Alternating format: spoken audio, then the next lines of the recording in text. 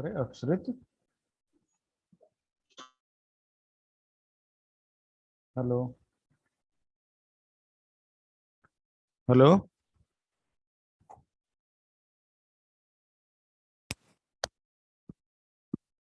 Yes sir. आवाज नहीं आ रही भाई।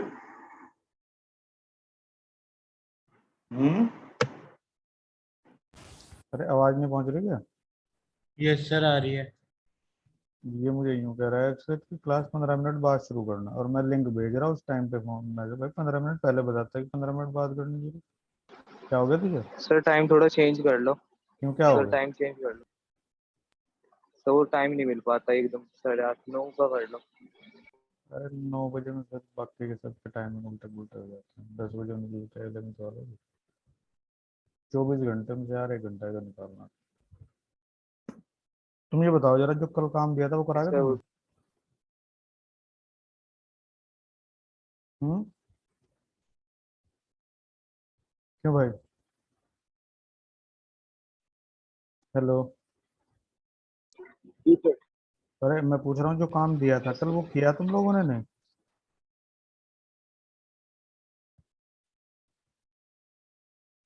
तो बोलता ही नहीं यार।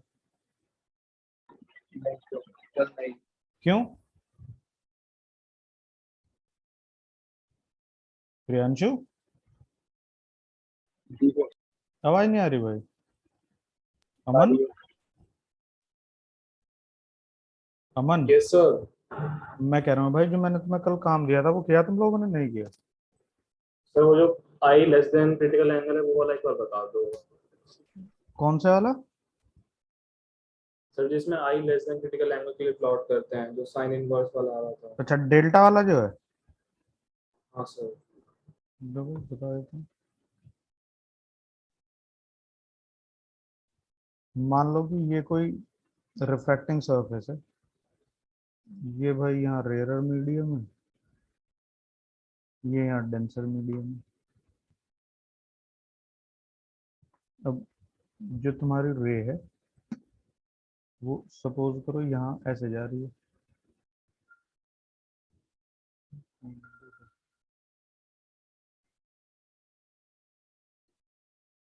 एक मिनट होल्ड करना चाहिए।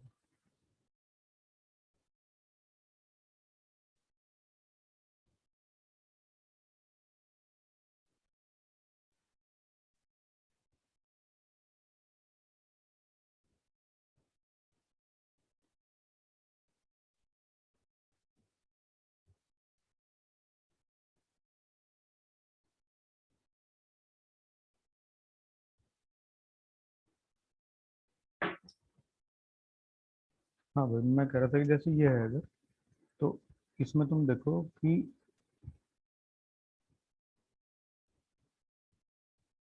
ये जो ये है, ये एंगल ऑफ इंसिडेंस है।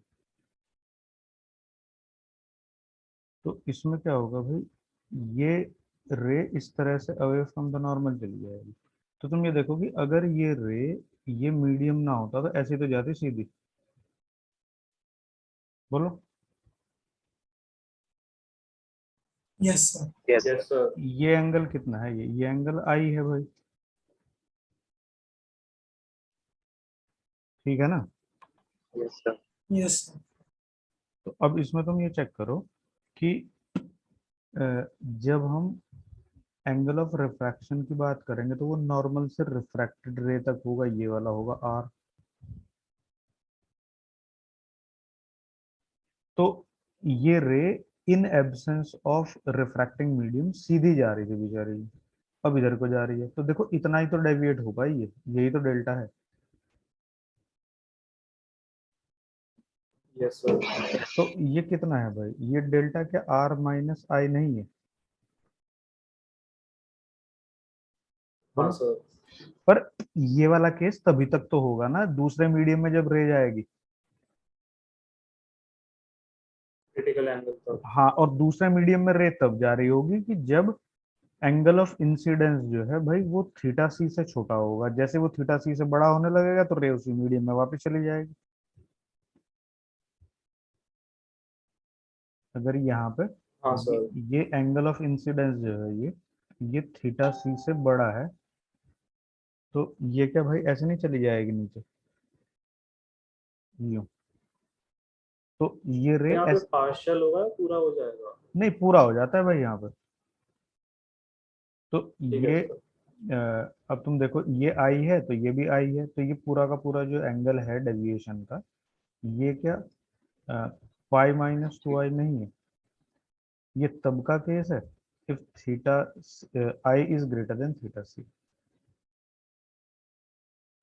बोलो। यस सर, आ गया सर। हाँ, अब जरा इसी के ऊपर ही हम काम करते हैं, थोड़ा सा जरा इसी को आगे बढ़ा लेते हैं। तुम ये देखो इसमें भाई कि जो sine i upon sine r, ये 1/μ है। ये म्यू इस मीडियम का रिफ्लेक्टिव इंडेक्स है। तो यहाँ से साइन आर जो है ये कितना है, म्यू साइन आई। तो यहाँ से आर जो है ये साइन इनवर्स म्यू साइन आई है। अब जब हम ग्राफ बनाएंगे तो इसको एज अ फंक्शन लिख देंगे हम लोग। ये पेज नंबर 1।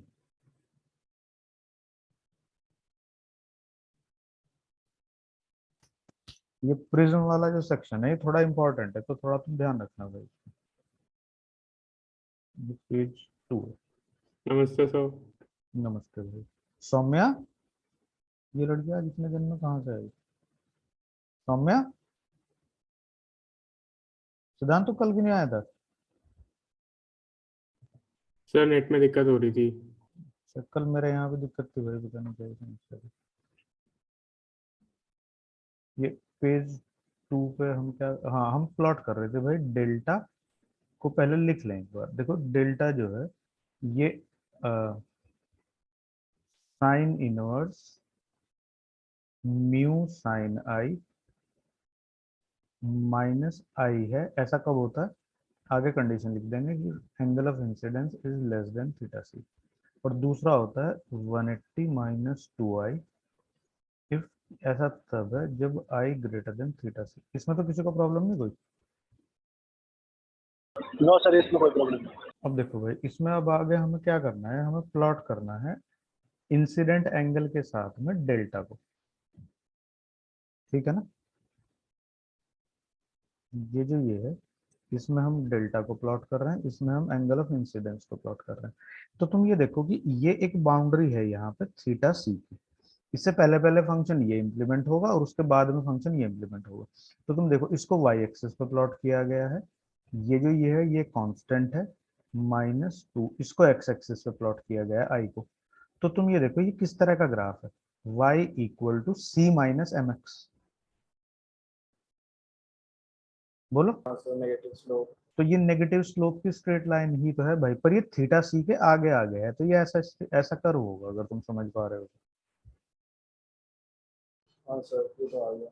हाँ, अब हमें ये देखना है कि इससे पहले थीटा सी से ये वाला ग्राफ है, तो तुम इस वाले ग्राफ को कैसे बनाओगे। मेन चैलेंज तुम्हारे लिए ये था। तुमने बनाने की कोशिश करी है इसको या नहीं करी, ये बता दो मुझे एक बार। सर करी तो थी। पर जो मैथमेटिक्स का ज्ञान है वो संपूर्ण नहीं हो पाया। जी सर। यार, तुम्हारा मास्टर का ही नहीं पूरा हो पाया यार अभी तक, तो क्या ही करेंगे। सर एक बार फिर सर बताना डिफरेंशिएट क्या करके करना था? देखा था, उससे वो हैं, क्या कह रहे हो भाई? आवाज नहीं आई तुम्हारी, क्या कह रहे हो?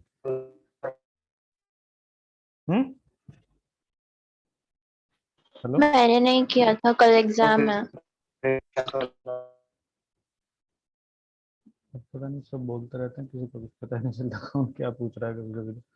चलो, ये डेल्टा जो है, हम इसका ग्राफ प्लॉट कर रहे थे। तो देखो, मतलब अभी शायद तुम लोगों को पता नहीं ये बात याद है या नहीं है, पर जो बच्चे ये 11th में थोड़ा बहुत जिन्होंने ग्राफ पढ़ा है, इनको मैंने बताया है normally for finding graph of any function, जो हमारे पास इजीएस्ट टूल है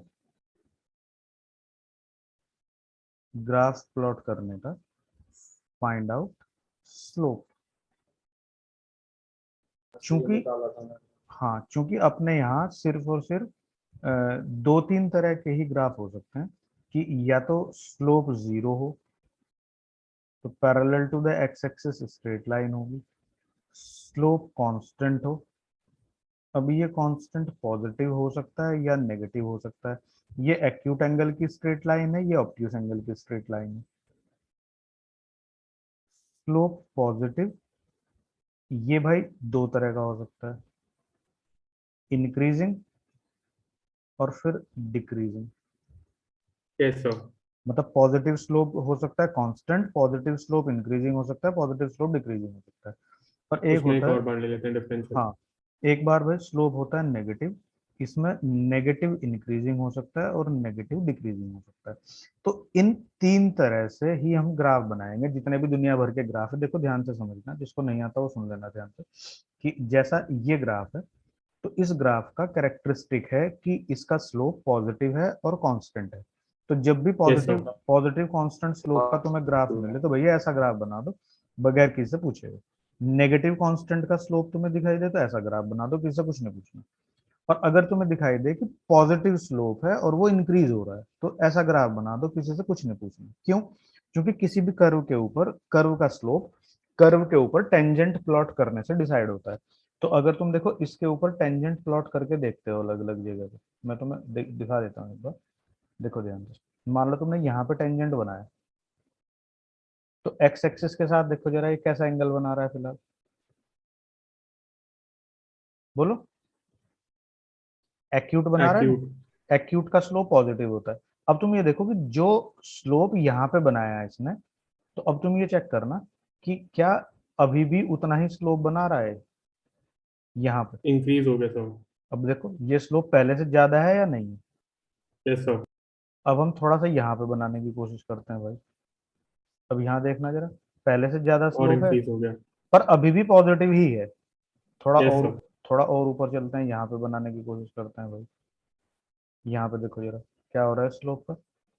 तो जैसे जैसे तुम आगे गए, तो इसमें से क्या हुआ कि स्लोप इंक्रीज होता चला गया। जी सर। समझ गए ना भाई? मतलब बेसिकली इसका जो स्लोप है, अगर तुम उसको चेक करना चाहो, मैं थोड़ा हाईलाइट करके दिखा देता हूँ। यहाँ पे स्लोप ये है, फिर इसके बाद यहाँ पे स्लोप ये है, तो देखो पहले से ज्यादा एंगल है। यहाँ पे स्लोप ये है, इसका पहले से और ज्यादा एंगल है। तो ये इंक्रीज होता है। पॉजिटिव स्लोप जब इंक्रीज होता है, मतलब ये वाला केस हो, तो वो ग्राफ बस ऐसा ही होता है, किसी से कुछ नहीं पूछना, ऐसा ग्राफ बना दो।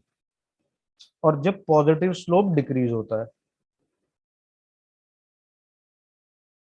जब पॉजिटिव स्लोप डिक्रीज होता है, तो यहाँ देखो जरा, इसके स्लोप को चेक करो। यहाँ पे टेंजेंट बनाओ, यहाँ पे बनाओ, फिर यहाँ पे बनाओ, तो तुम देखो इन सब के टेंजेंट के स्लोप जो है वो डिक्रीज होते जा रहे हैं, पर पॉजिटिव ही है। Yes sir. तो नेगेटिव हो जाता तो यहाँ जब स्लोप पॉजिटिव और डिक्रीजिंग होता है, तो किसी से कुछ नहीं पूछना, ये वाला ग्राफ बना दो बस। ठीक है ना? इसी तरह से भाई दो केस नेगेटिव डिक्रीजिंग और नेगेटिव इंक्रीजिंग स्लोप के हैं, एक ये है और एक ये है। इस दुनिया में जितने भी ग्राफ हैं, तुम रैंडमली कोई भी उठा लो चाहे, वो सारे के सारे इन चार पांच ग्राफ का ही कॉम्बिनेशन होता है। अगर तुम चेक करना चाहते हो भाई, तुम चेक भी कर सकते हो जरा। देखो मान लो कोई ग्राफ ऐसा है, तो तुम ये देखो यहां से और यहां तक के ग्राफ को अगर हम देखेंगे,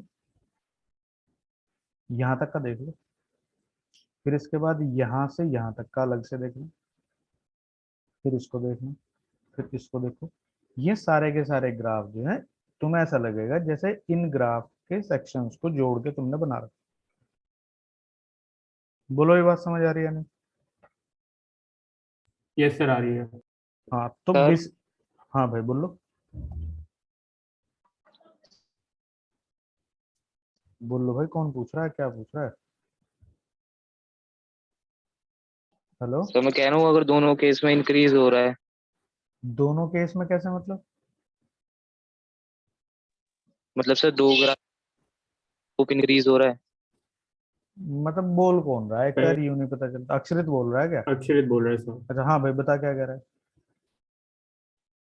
बोल, अक्षरित सर रहा है। मैं कह रहा था कि हमें हाँ, पता कैसे चला था कि क्या पता कैसे सर मैं चलेगा? कह रहा था कि हमें पता चल रहा है कि स्लोप यहाँ पे इंक्रीज है।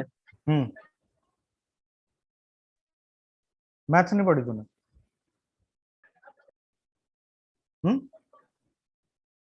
हेलो?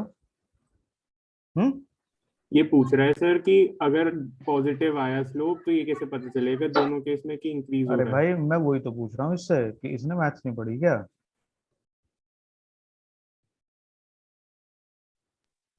ये तो बायो वाला है ना। अच्छा, अरे थोड़ी तो पढ़ी है इसने। ये तो आकाश वाले लोग हैं तो भैया, तो मैंने बायोलॉजी बता रहे हो।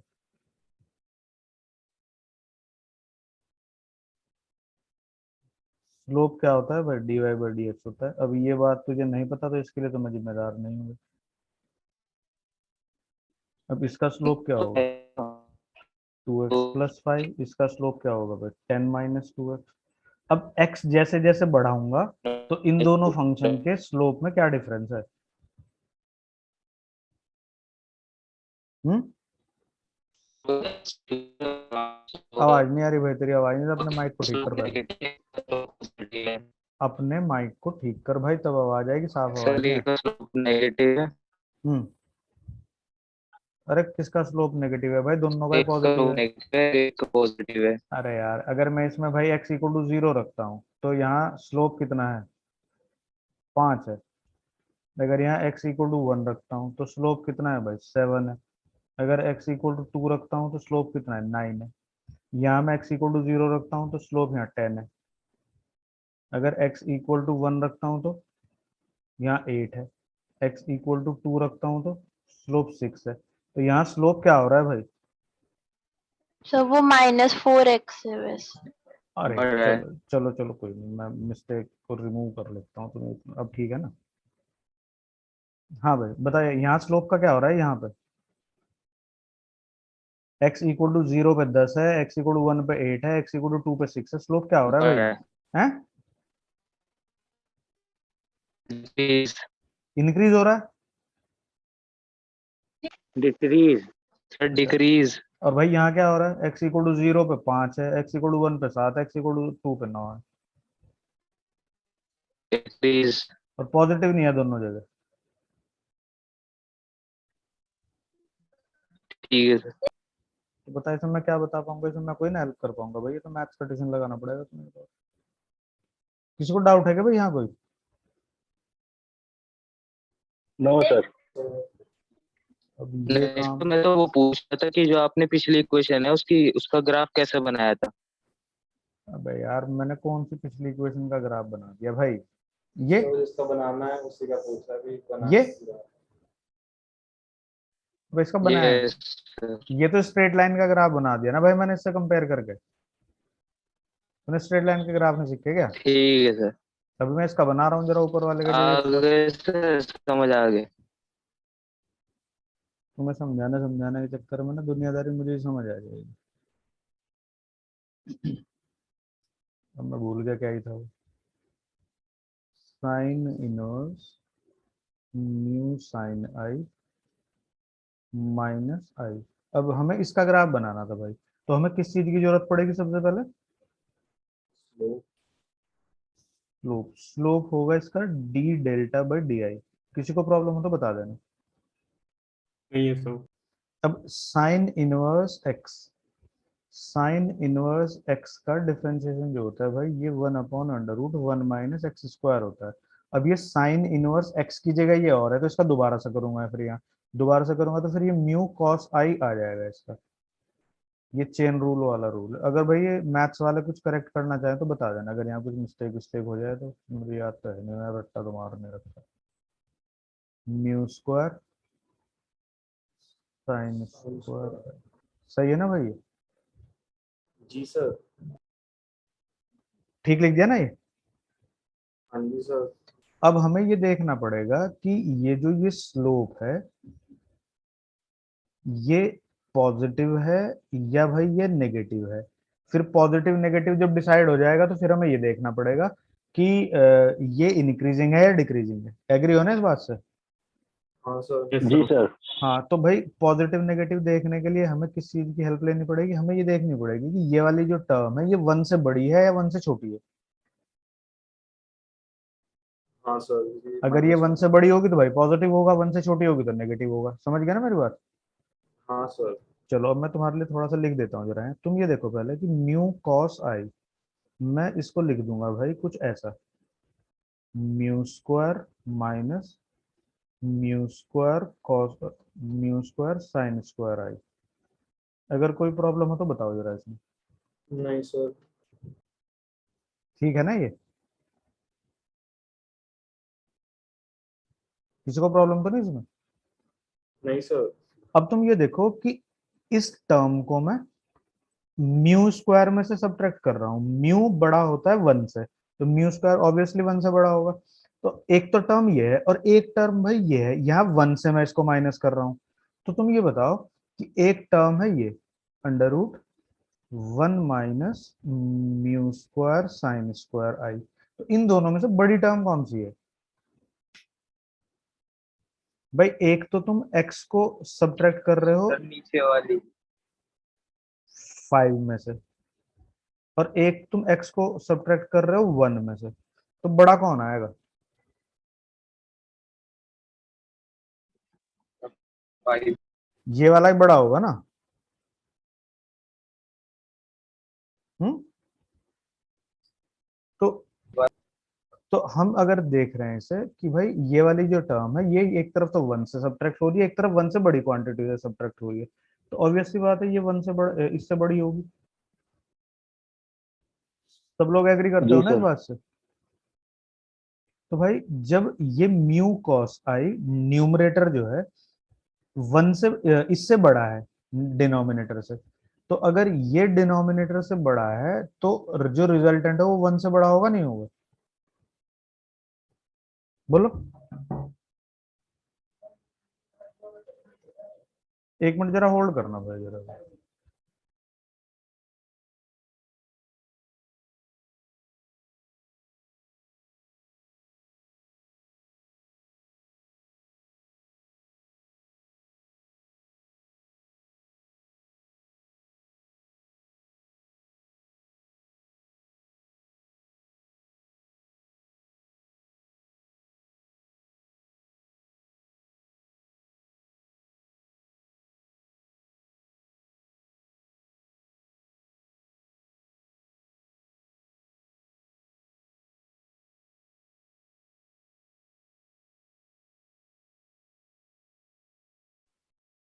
देखना जरा, जो मैंने लिखा है समझ आया क्या सबको? अरे आवाज चली गई क्या भाई? हेलो। आ रही है आ सर। रही है सर आवाज। हाँ मैं ये पूछ रहा हूँ तुम्हारे से कि ये क्वांटिटी जो है ये 1 से बड़ी है, मतलब ये पॉजिटिव है, ये बात तुम्हें समझ आई या नहीं आई? Yes sir. भाई ये म्यू कॉस आई डिनोमिनेटर से बड़ा है, यहाँ से देख रहे हैं। अगर ये डिनोमिनेटर से बड़ा है तो जब डिनोमिनेटर छोटा होता है न्यूमरेटर बड़ा होता है, तो रिजल्टेंट 1 से बड़ा होगा। जब रिजल्टेंट 1 से बड़ा होगा उसमें से 1 सब्ट्रैक्ट करेंगे तो जो D delta upon D I है ये पॉजिटिव ही तो आएगा। हाँ सर। Yes sir. बोलो कोई प्रॉब्लम है क्या इसमें? तो ये बात तो कंफर्म होगी ना कि स्लोप पॉजिटिव है। तो इसका मतलब ये है अगर स्लोप पॉजिटिव है तो भाई इनमें से ये वाला ग्राफ और ये वाला ग्राफ और जो तीसरा कांस्टेंट वाला जो नेचर का ग्राफ है वो तो खत्म होगी। अब तो हमें इसमें से और इसमें से डिसाइड करना है, ठीक है ना? अब हम ये देखेंगे कि एंगल बढ़ाने से स्लोप बढ़ता है या कम होता है। जरा यहाँ देखो, जब हम एंगल बढ़ाएंगे तो ये सब्ट्रैक्ट होने वाली टर्म क्या होगा? बढ़ेगी। इंक्रीज होगी सर ये तो। ये बढ़ेगी ना, तो ओवरऑल क्वांटिटी क्या होगी? छोटी होगी। जी सर। Yes sir. तो जब डिनोमिनेटर छोटा होगा तो रिजल्टेंट क्या होगा? बड़ा। रिजल्टेंट बड़ा होगा, तो इसका मतलब ये स्लोप पॉजिटिव और इंक्रीजिंग है। ये बात कितने लोगों को समझ नहीं आई बस ये बता दो। है भाई? बोलो।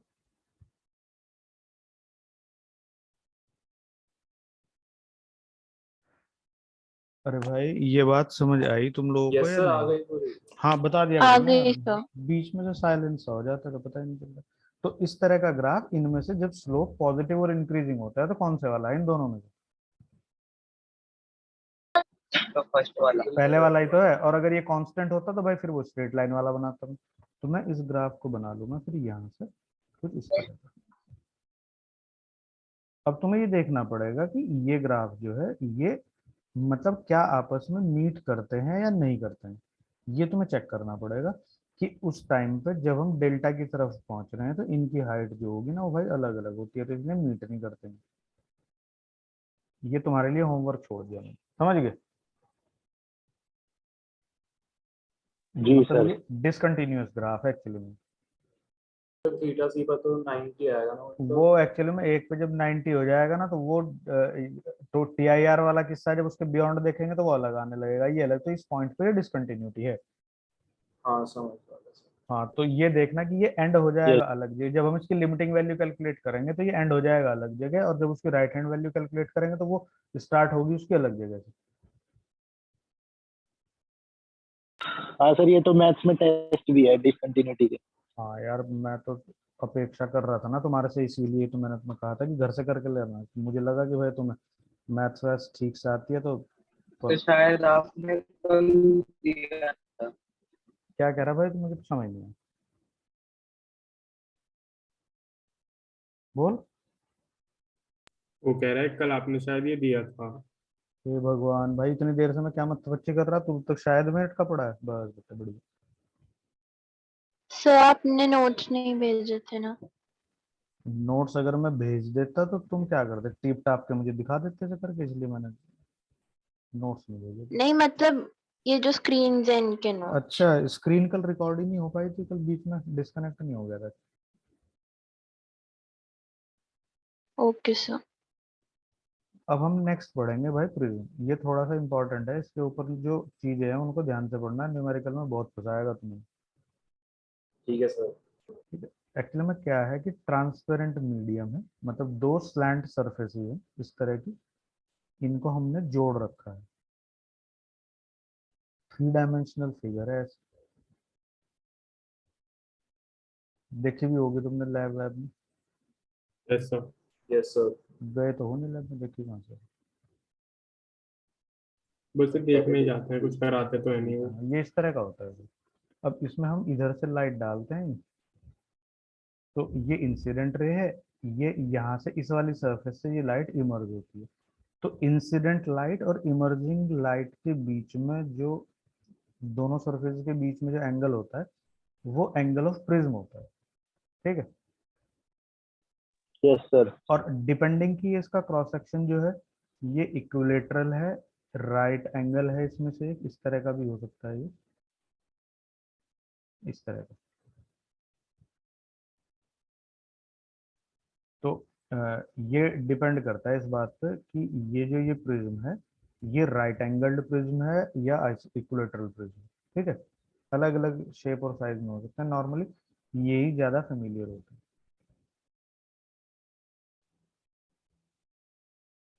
अगर कोई पूछेगा कि एंगल ऑफ प्रिज्म क्या होता है, तो जिस सरफेस के ऊपर लाइट इंसिडेंट होती है और जिस सरफेस से इमर्ज हो रही होती है उन दोनों के बीच का जो एंगल है वो एंगल ऑफ प्रिज्म है, और उसको हम ए से डिनोट करते हैं।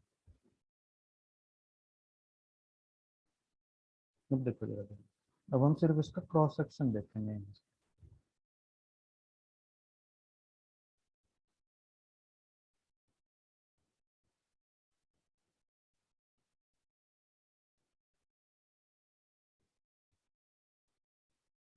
नॉर्मल जो लाइट के पहले रूल है हम उसी को ही फुलफिल करेंगे।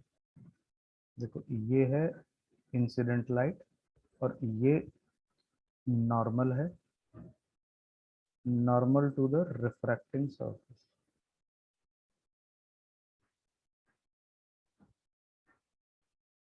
ठीक है। इसमें क्या होगा कि इसमें एंगल है ये इंसिडेंट बीम और नॉर्मल के बीच में I1, फिर ये यहाँ पर ये रे ऐसे चली गई, ये जो ये वाला एंगल है भाई ये है R1। यहाँ पे ये सेकंड सरफेस पे इंसिडेंट एंगल होना तो I2 चाहिए था, पर हमसे सिमेट्री के लिए R2 कैलकुलेट कर रहे हैं तो R2 लिखा है, और फिर ये रे अवे फ्रॉम द नॉर्मल इधर को चली गई, तो ये I2 एंगल। कोई प्रॉब्लम तो नहीं है किसी को? हम्म। No, sir. अब No, तुम ये sir. देखो ध्यान से जरा, मैं इसको थोड़ा लाइट कलर से मीट कराने की कोशिश करता हूँ। ये रे अगर ये प्रिज्म ना होता तो ये ऐसे जा रही है, जाती सर। ठीक है ना। पर जब ये बाहर इमर्ज हो रही है प्रिज्म की वजह से, तो भाई ये ऐसे इमर्ज हो रही है इस डायरेक्शन में। ये देखो आगे की तरफ, अगर मैं इसको आगे एक्सटेंड कर दूँ, बोलो। हाँ सर, डेविएट हो रहा है। हाँ, तो ये बेसिकली जो है ये क्या है? डेविएशन। ये डेविएशन प्रोड्यूस्ड बाय प्रिज्म।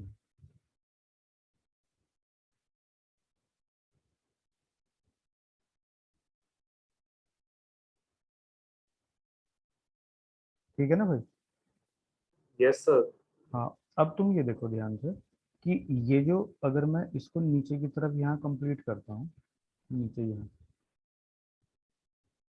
ये मैं मान लूँ कि ये एंगल ए है, ये N1 है, ये यहाँ नॉर्मल है N2। तो तुम ये देखो कि ए N1 N2 और इन दोनों को यहाँ मीट करा रहा हूँ, मान लो ये P है, ए N1 N2 P। क्या ये साइक्लिक क्वाड्रिलेटरल नहीं है?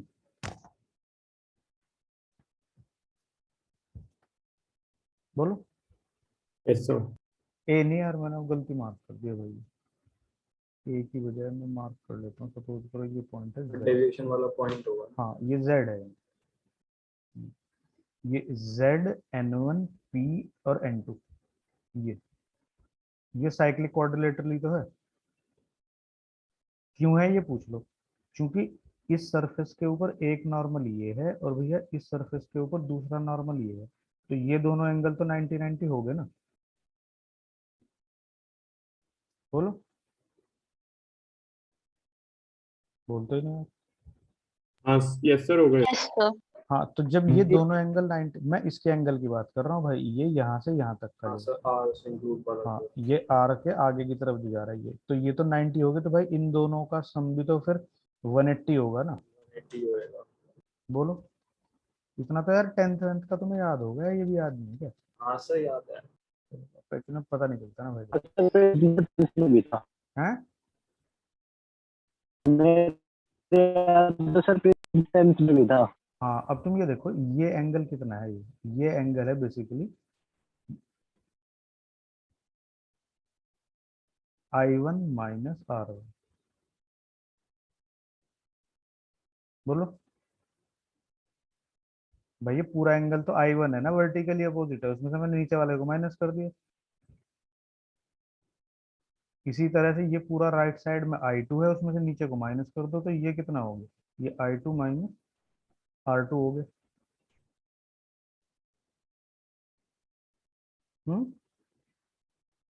Yes sir.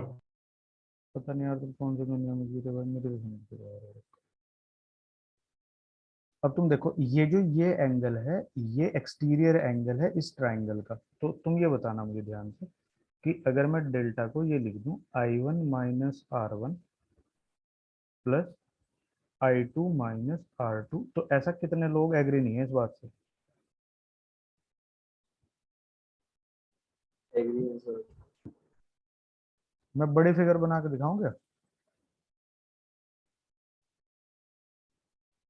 पता चला नहीं सर, टाइम, आ तो गया समझ। टाइम ही खत्म हो गया, पता चला।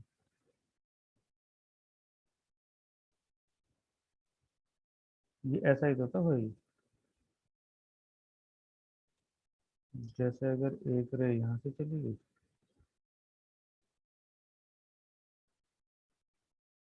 ये भाई यहाँ चला गया,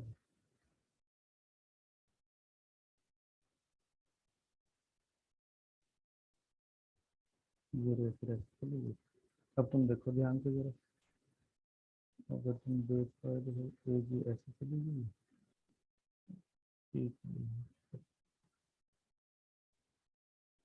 तो एक तो तुम ये देखो कि ये एंगल है, ये इस ट्राइंगल के एक्सटीरियर एंगल होने से इन दोनों का सम नहीं है क्या?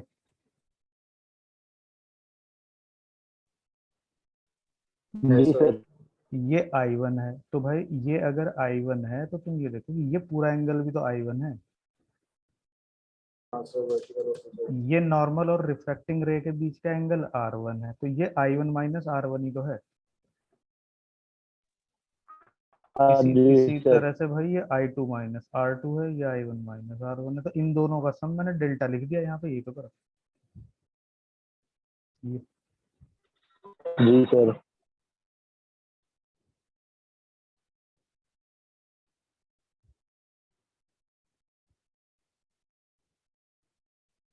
अब तुम ये चेक करो जरा कि ये जो ये पूरा एंगल है ये I1 है, ये पूरा एंगल जो है ये I2 है। जब मैं इस पूरे क्वाड्रिलेटरल को कंप्लीट कर रहा हूँ भाई, तो इसका और इसका सम जो है, बोलो 180 नहीं होगा, क्योंकि इन दोनों का सम 180 है।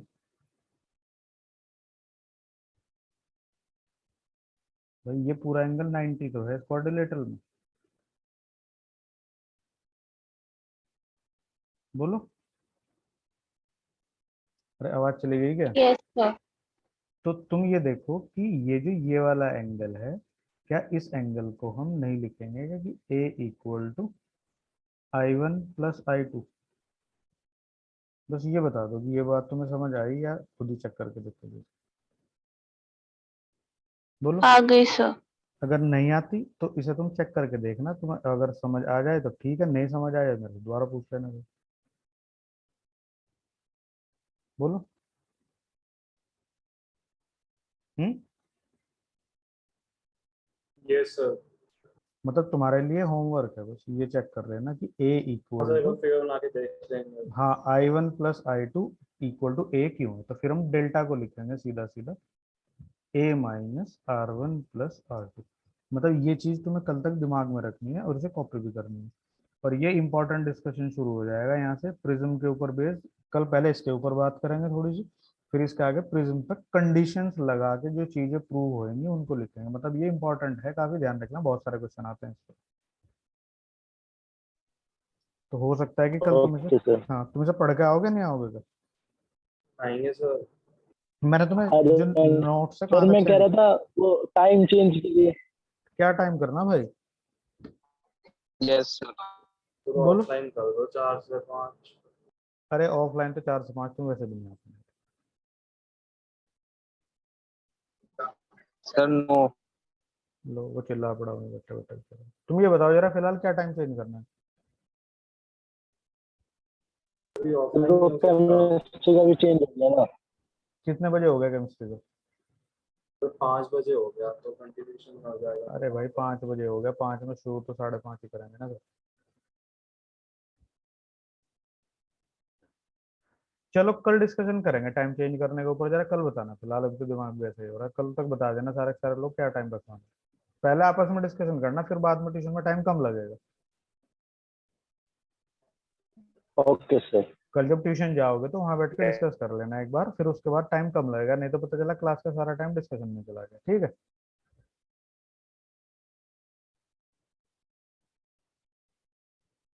सर नमस्कार।